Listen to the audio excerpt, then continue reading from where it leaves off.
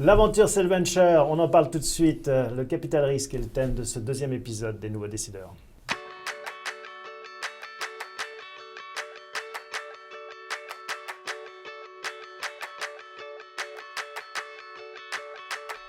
Les Nouveaux Décideurs, épisode 2, avec Benjamin Grange, Chief Operating Officer chez Dentsu Aegis Network. Bonjour Benjamin. Bonjour Thomas. À vos côtés, on a Philippe Bailly. Bonjour Philippe. Bonjour. Vous êtes président et fondateur de NPA Conseil.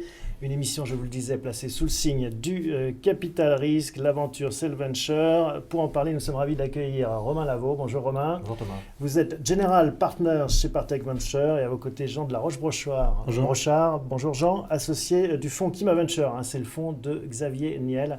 Vous allez nous raconter les uns et les autres en quoi consiste votre métier. Au sommaire, Twitter, la blockchain, la pub digitale, Vivendi et Barcelone. Tout de suite, notre première rubrique, Rewind. Philippe, votre sujet Rewind de cette semaine, c'est Twitter. Oui, Twitter qui a publié mercredi dernier le 10 ses résultats trimestriels avec une courbe qu'on voit à l'écran et qui est redoutable, celle qui montre d'un côté la stagnation des utilisateurs de Twitter, 320 millions, un palier que le réseau n'arrive plus à dépasser, et puis de l'autre l'évolution du cours de Twitter qui a perdu 2/3 de sa valeur en un an. Et ça, nos amis capital risqueurs vont nous le dire, dès qu'on stagne, on est mort finalement. C'est un peu ça la moralité. Oui, quand on n'avance pas, effectivement, on recule, voire on disparaît. Ça veut dire que pour Twitter, un vrai risque de syndrome MySpace, disparaître sans doute pas, mais passer de main en main avec une valeur qui décline petit à petit. Il y a quelques jours, le New Yorker, on le verra peut-être aussi, avait prédit la fin de Twitter. Ça me paraît un peu prématuré, mais encore une fois, c'est pire. Le dépérissement, et puis tout ça alors que Twitter va fêter en mars prochain son 10e anniversaire. Donc un 10e anniversaire qui risque d'être un peu morose. Il n'y a pas que MySpace, on voit des Yahoo, on pourrait dire Yahoo, AOL, plein de stars, LinkedIn qui vient de dévisser complètement.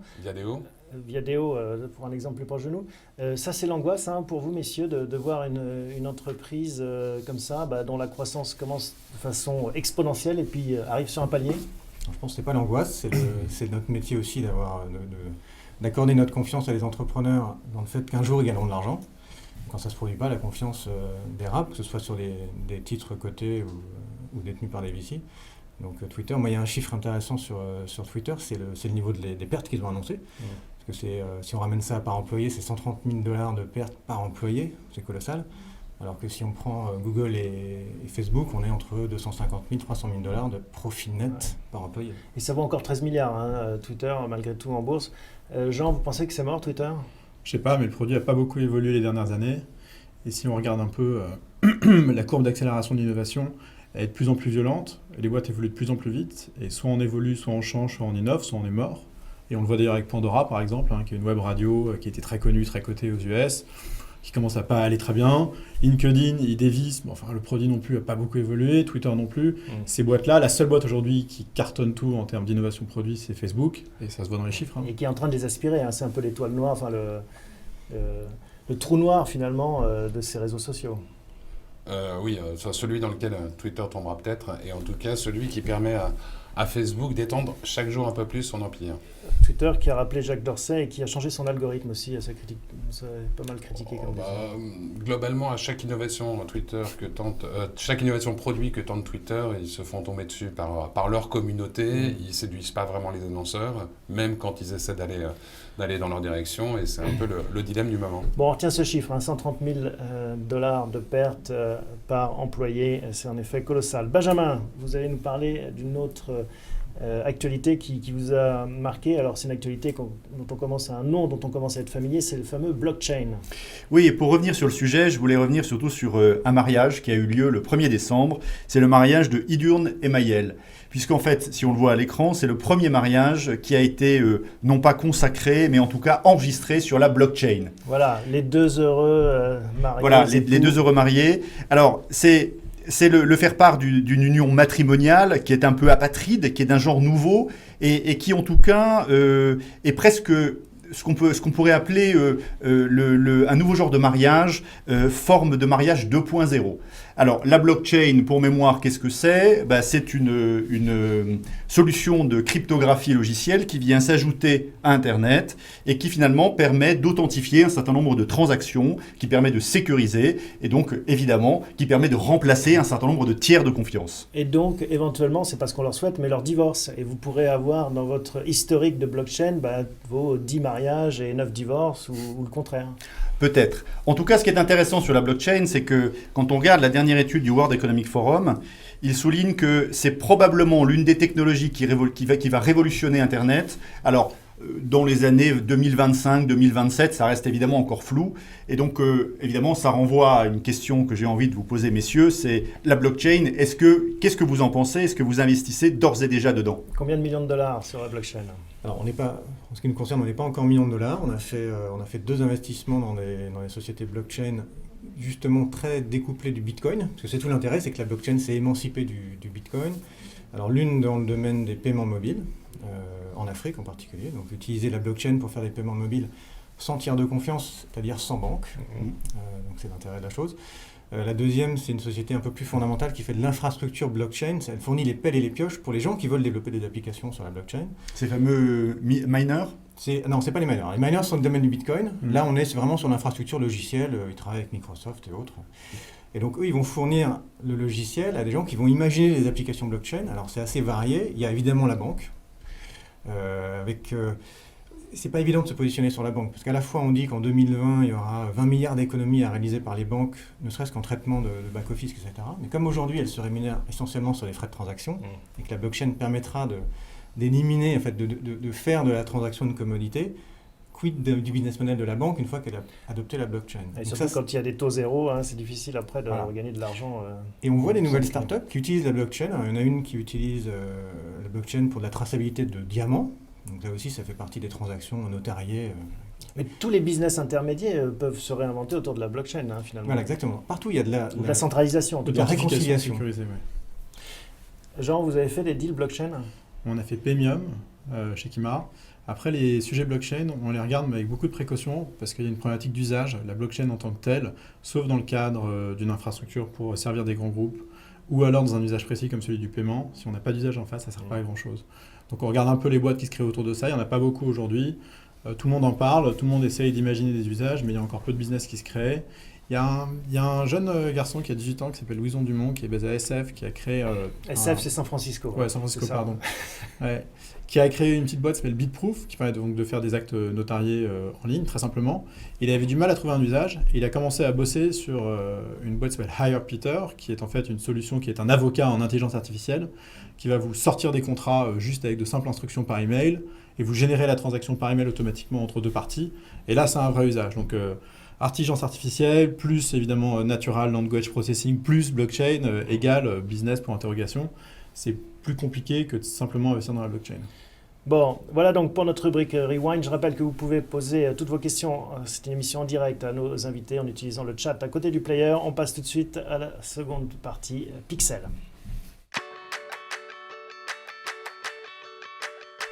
Philippe, vous nous présentez Jean, qu'on a déjà aperçu.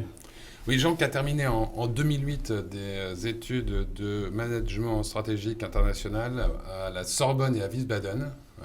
Et pourtant, l'allemand ne figure pas dans les... non, pas trop, non. Dans les langues de votre CV. Un passage chez De Family, la société de Nicolas Collin, de 18 mois à partir du début 2014. Et puis, depuis septembre dernier, Kima, donc le fonds de Xavier Niel. C'est d'ailleurs présenté comme ça. Première phrase de votre bio sur LinkedIn. We're the venture capital arm of Xavier Niel. Les choses sont dites. Avec le fait aussi que vous cherchez plutôt des early stage du site, des séries A, et donc parmi les levées auxquelles vous avez participé, Capitaine Train, 1001 Pharmacie, Algolia ou Mister Assure. Comment est-ce qu'on est recruté par Xavier Niel ? Par chance et par accident. En fait, moi, j'avais décidé d'arrêter la levée de fonds. Anecdote exclusive. En mars 2013, j'avais décidé d'arrêter la levée de fonds et de faire du buy-side, parce qu'en fait, Pour être tout à fait honnête, je voulais plus lever de l'argent pour des boîtes dans lesquelles j'aurais pas investi si j'avais été investisseur à ce moment-là. Et Jérémy Bérébi était en train de recruter ses 2 nouveaux associates. Et au même moment, j'étais en train de me dire, vraiment, le job rêvé serait d'avoir le job de Jérémy Bérébi. En septembre 2013, je suis arrivé chez The Family. L'aventure a duré 2 ans. Et en mi-2014, j'ai fait la connaissance de Xavier Niel à l'occasion du deal Capitaine Train. On a échangé sur d'autres deals. Puis on a commencé à se parler au printemps 2015 et je suis arrivé début septembre. D'accord. Donc c'est une histoire assez naturellement. Naturellement, voilà, incontesté, mais c'est une histoire de rencontre finalement, et de hasard. Ouais, mais le métier de VC, c'est du people business, hein, donc c'est un métier de rencontre. Benjamin, vous nous présentez notre autre invité, Romain.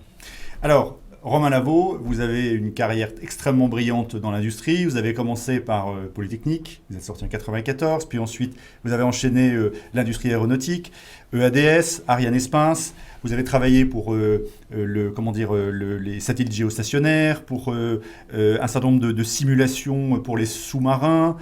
Bref, un parcours très industriel et dans l'ingénierie. Et puis, depuis 3 ans, on vous retrouve chez Partech.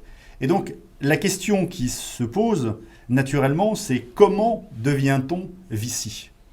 Alors, entre les deux, ma trace disparaît entre 2001, qui est la fin de mon aventure industrielle, et Partech 2013. Entre les deux, ce qui s'est passé, c'est que la crise de 2001, en fait, le 11 septembre, qui était une crise importante dans le domaine de l'aéronautique et du spatial, m'a permis de me poser des questions sur ce que je voulais vraiment faire. Et en l'occurrence, j'ai cédé aux sirènes de l'entrepreneuriat à l'époque, rejoint un copain qui démarrait une boîte d'intelligence artificielle.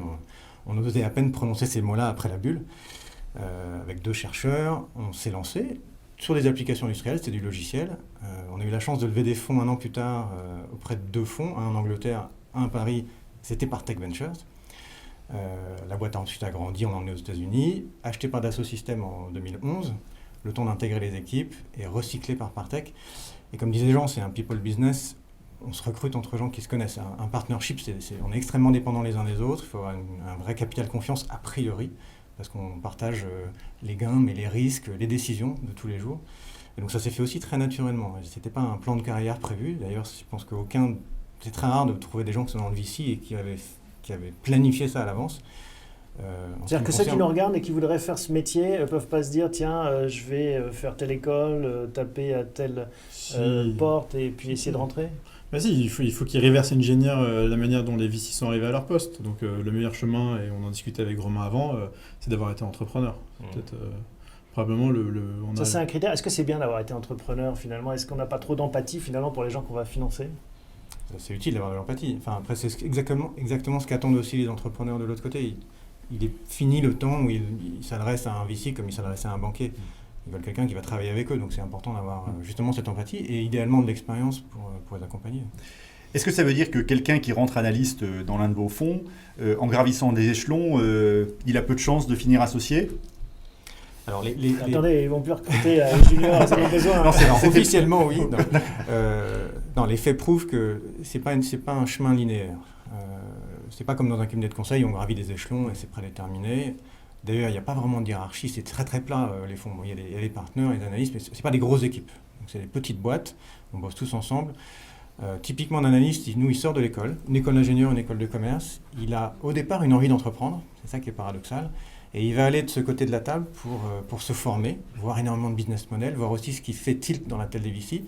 Et les 3/4 d'entre eux finissent dans des startups au bout de 2 ans, par envie. Soit la leur, soit une startup qu'ils ont sourcée dans le cadre de leur activité. Et vous, Jean, quand vous recrutez un collaborateur, qu'est-ce que vous regardez ? Plein de choses. En fait, la même chose que ce qu'on regarde chez les entrepreneurs, capacité d'apprentissage et d'exécution, l'empathie et leur capacité à créer du lien avec les entrepreneurs, parce qu'on est dans un métier où c'est de la confiance qu'il faut qu'on crée avec les gens. Si on est mal à l'aise, si on est awkward, si on n'est pas agréable ou si on est trop gentil, ça ne marche pas. Il faut arriver à créer un lien particulier avec les entrepreneurs. Et pourtant, vous passez votre vie à dire non. Donc, oui, mais c'est justement toute la difficulté, c'est de savoir dire non avec classe. Avec le sourire. Ouais, et c'est un VC d'ailleurs qui m'a marqué sur la manière dont il dit non, c'est Fred Wilson chez Union Square Venture. Quand il répond à un email pour dire non, généralement ça ne dure pas plus d'1 ou 2 phrases, mais c'est toujours très bien tourné et toujours très, très fin. Et ça, c'est une leçon que j'essaie d'appliquer quand je dis non aux entrepreneurs. Pas essayer de faire des pavés, essayer d'être concis, mais toujours en étant assez sympa. Pas d'arrogance, quoi. Ouais. Non, et c'est Et pas de demande sans réponse, donc pas de demande sans réponse, c'est-à-dire faut pas simplement laisser les dossiers courir, toujours tout entrepreneur. être clair sur la position. Alors, chez Kima Venture, nous aujourd'hui, on va passer entre 600 et 700 deals par semaine. On doit en avoir un peu plus de 100, 150 qui viennent, qui sont du deal flow entrant. Si on fait un premier contact avec l'entrepreneur, on les répondra toujours. En revanche, ceux qui ne passent pas le premier filtre, ils recevront juste un email qui leur dira qu'ils n'ont pas passé le premier filtre. Mais ils auront tous une réponse. C'est comme d'être la plus belle fille de la promo et de devoir dire non toute la journée. C'est pas facile comme métier. Allez, rubrique chit-chat maintenant. Alors, l'aventure, c'est le venture. Il y a un côté aventurier dans votre métier. Il y a un côté entrepreneurial, pour être précis. D'ailleurs, moi, c'est ce qui m'avait attiré dans ce métier, parce que c'était aussi un peu le deuil de l'opérationnel. Et finalement, on vit des aventures entrepreneuriales par procuration. Il faut être un peu curieux, un peu touche à tout, parce que du coup, on se retrouve dans beaucoup d'aventures différentes. Mais oui, c'est vraiment l'aventure. Et ça, c'est pas une frustration aussi quand on est un tempérament d'entrepreneur, on a envie de prendre le volant par moment.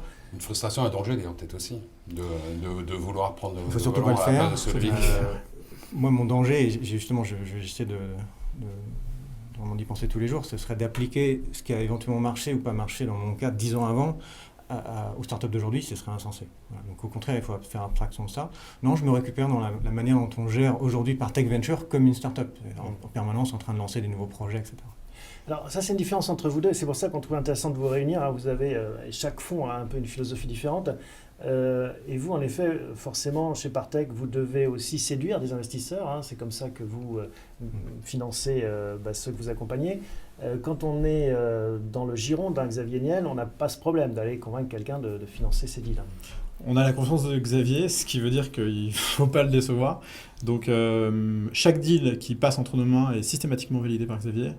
Et ça se fait assez rapidement. C'est un peu parfois, ça marche. Il met son veto parfois. Il met son veto. Il met pas son veto de manière stricte.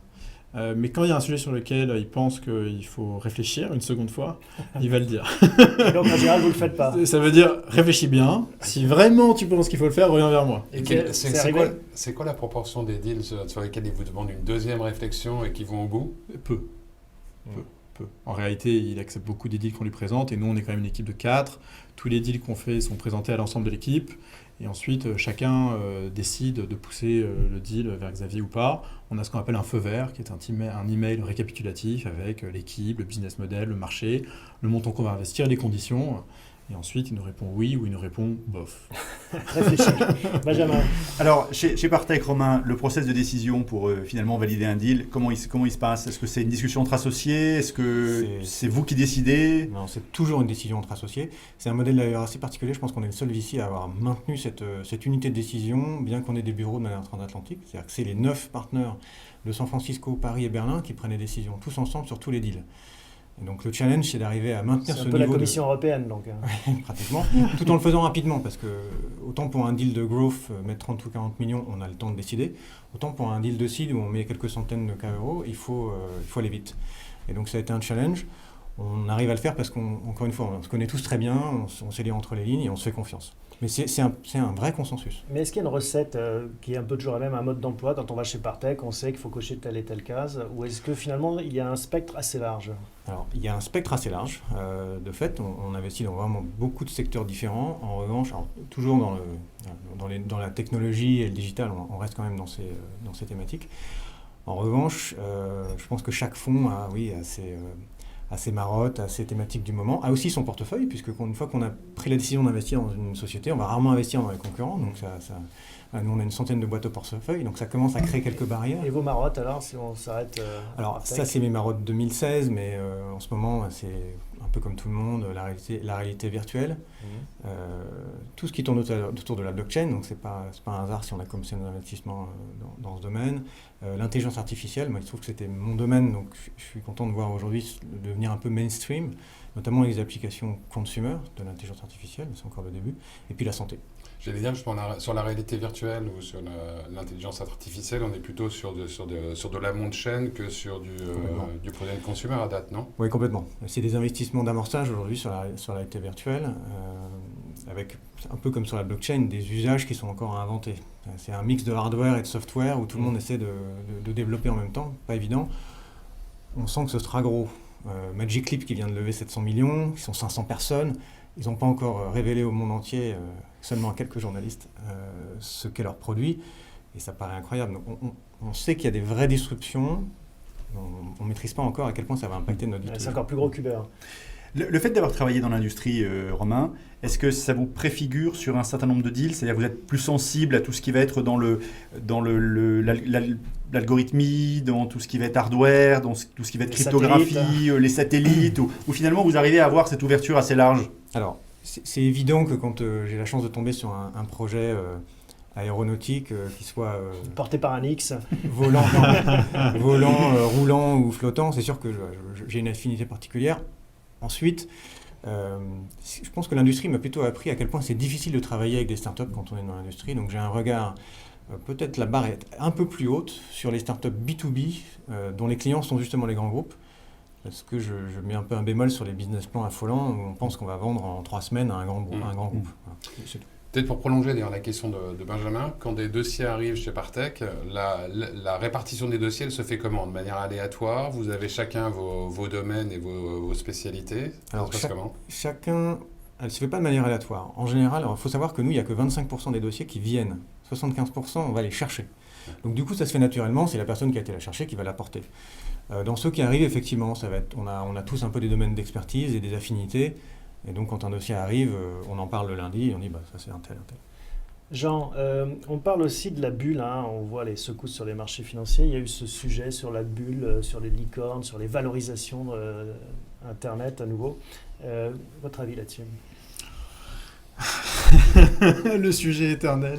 Ouais, et puis quand il y a beaucoup de liquidités, les valos montent. Quand les valos montent, les montants aussi. Quand les montants montent, le burn des boîtes mensuelles, donc l'argent qui brûle chaque mois, monte aussi. Et puis quand la liquidité commence à se rétrécir, et tout rétrécit avec. Mais le problème d'une bulle, c'est quand on achète quelque chose qui n'existe pas et quand ça éclate. Là, l'avantage, c'est que le métier du venture, c'est un métier qui est non leveragé, sur lequel il n'y a pas de dette, sur lequel les montants restent assez raisonnables par rapport aux autres assets classes. Donc même quand on voit une entreprise qui lève 700 millions d'euros ou les tours que fait Uber, c'est pas pour autant qu'il y a une bulle. Quand on a une société comme Uber qui perd encore beaucoup d'argent et qui vaut 50 milliards, c'est pas forcément une bulle parce qu'il y a un marché derrière, c'est ça que vous dites? Exactement. Ouais. Et hier dans les Échos, je voyais, il y avait un papier évoquant le fait qu'on ait une correction la plus sévère encore qu'en 2008 sur les marchés. C'est un scénario qui vous paraît... Ça, c'est un autre sujet. Par exemple, moi, je ne regarde pas les marchés, ça ne m'intéresse pas. Je trouve que c'est vraiment un métier de con, les marchés. Voilà, ça c'est... Il n'y a pas quand même un moment des... Non, mais les marchés dérivés, vous regardez Gaggle les dérivés, c'est 200 fois la taille du marché, je trouve ça complètement stupide. Donc moi, mon seul objectif, c'est de financer des boîtes qui s'attaquent à des vrais problèmes, sur des marchés justement qui sont palliés au stock market et à tous ces impacts que peut avoir le marché. Mais avec une sortie qui se fait quand même souvent vers le marché, ou en tout cas des valos et des comparables dans lesquels le marché va un peu étalon, non? Oui, bien sûr. On va tous à un moment donné être confrontés au marché, mais si on peut s'en passer, aujourd'hui, avec tout l'argent disponible dans le privé, on n'est pas obligé de se refinancer sur le marché et d'aller sur le marché. On a vu un peu l'approche de Partech. Chez Kima, comment est-ce que vous fonctionnez? Vous avez un volume, une quantité finalement de deals chaque année assez importante, une centaine de deals par an. Donc nous, on voit passer entre 700 et 800 dossiers par semaine à peu près avec les mêmes proportions que celles que Romain disait, c'est-à-dire 25% entrants, 75% sortants. On a une plateforme interne qui s'appelle Kimalab, qui est en fait un Tinder du VC, sur lequel très rapidement on voit une vue du marché, du secteur, une description courte, longue, profil des fondateurs, screenshot de leur application, etc. Ça permet d'avoir une bonne vue générale. On dit oui ou non selon nos évidemment ce qu'on a envie de voir en ce moment, la taille du deal, une appétence particulière. C'est assez arbitraire et subjectif. Donc il n'y a pas un algorithme en fait, c'est pas une équation, c'est vous qui derrière décidez j'aime pas. Pour l'instant oui, après on verra. Il y a des tailles de deals spécifiques. Et nous en fait on finance à peu près 2 boîtes par semaine en moyenne, entre 70 et 100 par an. on met 150 000 euros en moyenne, en fait entre 100 000 et 250, sur des boîtes qui valent entre 0 et 15 millions d'euros pré-monnaie, que ce soit en seed ou en série A. Donc ça veut dire qu'une boîte qui va lever 5 millions d'euros et qui est prêt à accepter notre chèque de 150 000 si la boîte est superbe sur ce secteur, il n'y a pas de raison qu'on n'y aille pas. Je préfère être tout petit dans le leader qu'être gros dans le numéro 3. Quoi. Ça m'intéresse pas. Et vous dites, on va aussi chercher des deals, parce qu'on a l'impression que quand on a 600 mails qui arrivent avec des propositions, on n'a plus besoin de sortir de chez soi. Au contraire, ouais. Il faut sortir de chez soi. On est dans un people business complètement contre-intuitif où il n'y a pas de règles qui s'appliquent. Si vous regardez le portfolio de tous les VC, vous allez voir qu'un tiers des deals sont venus par le flow entrant, un tiers par leur réseau très proche et un autre tiers parce qu'ils sont allés les chercher. Il y a beaucoup d'accidents dans ce métier-là. Je vais vous donner un exemple. Il n'y a pas longtemps, il y a plutôt 3 ans, j'ai connu une boîte qui s'appelle Zenly, qui est une boîte superbe qui fait une application de localisation pour ses amis et ses proches. C'était suite à un article TechCrunch que j'avais eu un matin à 7h30 parce que mon fils ne m'avait pas laissé dormir. Leur bureau était à 300 mètres, on s'est rencontrés, on a passé beaucoup de temps ensemble et 2 ans après, on réfléchit à les financer. Et c'est ces mêmes personnes qui, il y a 1 an et demi, m'ont présenté Damien Morin, le fondateur de Save My Smartphone. Enfin, c'est très singulier comme métier. Benjamin. Dans le prolongement de ce que vous dites, est-ce que ça veut dire que vous allez traîner dans tous les incubateurs mondiaux pour aller dénicher la perle rare On avait la fois dernière Marie Borgan-Barzik du NUMA. Et donc, voilà, est-ce que finalement, ça fait partie de vos partenaires pour sourcer les belles pépites de demain? Ouais, nous, c'est à peu près 20% de notre deal flow, les incubateurs et les accélérateurs. C'est presque un peu trop tard, parce que quelque part, ils sont sur la scène publique, donc après, c'est très compétitif. Donc, il faut être persuasif. Mais oui, c'est un très bon endroit pour voir les projets évoluer, surtout, parce que c'est une caractéristique de l'amorçage, parce qu'on parle d'amorçage sur ce genre de deal, c'est qu'on n'a pas de recul sur les boîtes. Or, pendant la phase d'incubation, d'accélération, on va les voir évoluer. Et c'est ça le plus intéressant, c'est de voir comment les gars raisonnent, à quelle vitesse ils font évoluer le projet. Et encore plus amont que les incubateurs, c'est où alors les endroits où vous allez chercher des centres de recherche. Voilà, les écoles et les centres de recherche, c'est exactement ça. On a des choses dans les cartons de ce point de vue-là. Bon, voilà ce qu'on pouvait dire sur ce beau métier de capital risqueur. On passe à la dernière séquence, Forward. Et bien alors, Benjamin, on va commencer avec vous. Vous nous avez apporté des chiffres concernant la publicité digitale. Oui, je voulais revenir sur les dernières prévisions finalement d'investissement publicitaire en France qui montrent que finalement le digital continue à croître et notamment alors c'est une estimation qui nous met en 2019, le digital, l'ensemble des médias digitaux, voilà, on va le voir à l'écran, vont dépasser la télé en 2019. C'est pas déjà le cas aux États-Unis ? Alors, c'est effectivement le cas aux États-Unis. Alors, c'est pas tant le fait que la télé va être détrônée qui est intéressant, mais c'est surtout le fait que la publicité digitale induit une autre forme de relation avec le public, finalement un contact davantage individuel. Et ce qui est intéressant, c'est effectivement de mettre ça dans notre actualité proche, et notamment du fait que demain, Gilles Pélisson va prendre la présidence de TF1, et donc il faudra être attentif à la manière dont il va prendre ses premières actions. Mais au final, la télé, le digital, tout ça, ça va devenir la même chose. Non ? Quand on voit Netflix, finalement, est-ce qu'il y a une distinction entre la télé et le digital ? Oui, c'est évidemment complémentaire. Maintenant, la question, c'est comment les acteurs historiques vont migrer davantage sur le digital et réciproquement. Donc, c'est comme toujours, c'est les trajectoires qui sont intéressantes. Vous investissez dans ce secteur publicitaire, audiovisuel, on va dire ? Alors nous, on investit pas mal dans le domaine de la tech. On vient de vendre une société à AOL, à l'FD, il y a 3 semaines. On a une très belle société sur ce thème-là qui s'appelle TVTY, qui synchronise de la publicité en ligne avec les pubs télé. Parce que pendant la pub télé, la plupart d'entre nous, c'est le moment où on va sur Twitter, par exemple, ou Facebook. Et donc du coup, on perd l'attention, on entend encore un peu ce qui se passe. Et eux vont renforcer le message en attaquant tous les espaces disponibles sur les réseaux, pas forcément en synchronisation avec la télé. Donc soit pour faire du renforcement, c'est la même pub que vous allez retrouver sur vos petits devices, ou alors du guérilla marketing. Il y a une pub pour McDo et là vous faites de la pub pour Quick. Jean, c'est des secteurs aussi que vous aimez bien ou pas spécialement ? On investit dans ce secteur, mais on fait attention parce que c'est un marché très atomisé avec beaucoup d'acteurs, compliqué en termes de chaîne de valeur à pénétrer, et sur lequel on fait beaucoup de volume et peu de performance, et où il y a beaucoup de compétition. Donc nous, aujourd'hui, on s'attaque plutôt à trouver des boîtes très techno qui vont résoudre les problèmes de qualité, de segmentation d'audience, de qualification d'audience, de qualité du trafic, etc. Si Criteo aujourd'hui gagne beaucoup d'argent, c'est parce qu'en fait le marché est très imparfait et qu'ils arrivent à en tirer profit. Et donc nous on regarde beaucoup ces nouvelles solutions d'optimisation et de qualité qui rendent la qualité sur le marché. Philippe, vous avez choisi de nous parler, on n'est pas très loin, d'un acteur aussi de l'audiovisuel important, Vivendi. Oui, on est avenue de Friedland, pas très loin. Demain, Vivendi, donc, qui présentera ses résultats annuels demain. Et ça sera l'occasion pour Vincent Bolloré sans doute de faire un point sur l'activité de Canal. On a lu beaucoup de choses sur... C'est ça que vous allez surveiller, surtout Canal, comment va Canal? Canal Play qui est... l'arme anti-Netflix du groupe et voir comment Canal Play a terminé l'année. Et puis Dailymotion, racheté donc courant 2015, mais dont on ne voit pas encore clairement comment il va s'articuler. Puis évidemment le deal beIN Canal qui est dans toutes les têtes, en tout cas dans le milieu sportif et dans le milieu audiovisuel, avec quelques questionnements autour de l'autorité de la concurrence et du laisser-faire ou pas, voilà. Ça fait quand même beaucoup de sujets pour Vincent Bolloré demain. On suivra ça avec attention.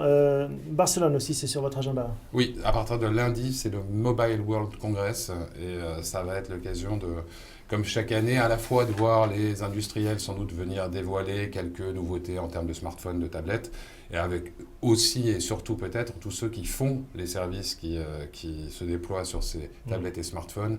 Donc beaucoup de choses à voir sans doute, et je crois notamment d'ailleurs une annonce déjà qui est prévue entre Orange et Facebook. D'accord. On attend celle avec Bouygues. Vous allez à Barcelone, messieurs? Alors moi non, mais on a toujours quelqu'un de l'équipe chaque année qui va. Parce que le mobile maintenant, ça devient le pivot d'Internet, le point d'entrée.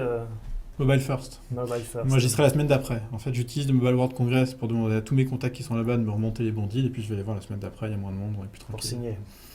Parce qu'ils sont encore là-bas, en fait, parce que c'est des gens qui viennent de la planète entière aussi, non?